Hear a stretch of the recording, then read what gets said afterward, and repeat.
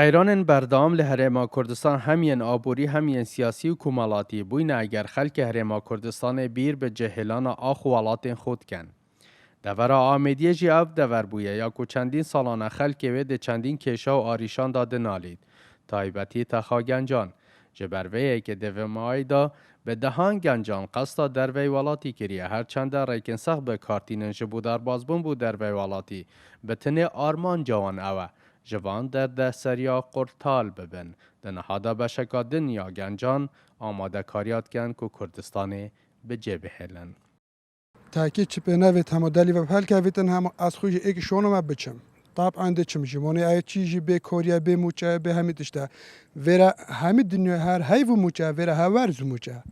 چه پنوت دلی و بم پل که ویتن هم صبحی دیچم. بله بگومون هجمار وزرو گنجا کو برف در به ولادت چون خرد سبب یا ای که هر مازن قیران و بیکاریه یعنی گنج ما بیشین گلک نوید ایش حال نفسی ده اندگیش ده سبب ویش چنی بیکاریه هر مال جواکناسک داتا دیار کرن او نو دات پروری و ظلم و زورداریا لسرخل که او دوره دهتا کرن تایبت تخا گنجان او گنجان ناچار کرینه کو برف در وی ولاتی بچن.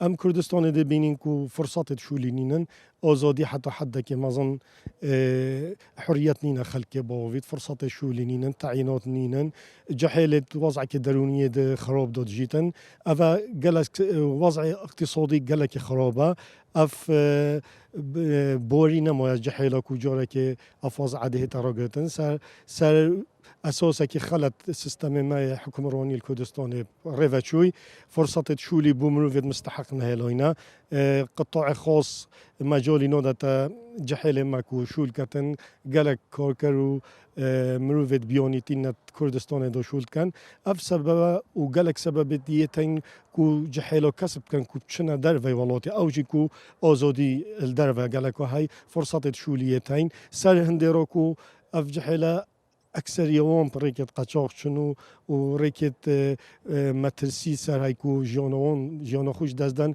و سر هنده را اختیار هندید کن کم چنه دروا.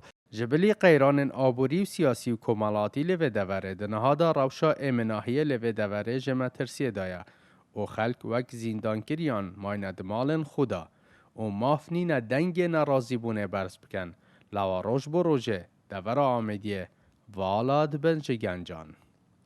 اسام عبدالرحمن بادینان دورا آمیدیه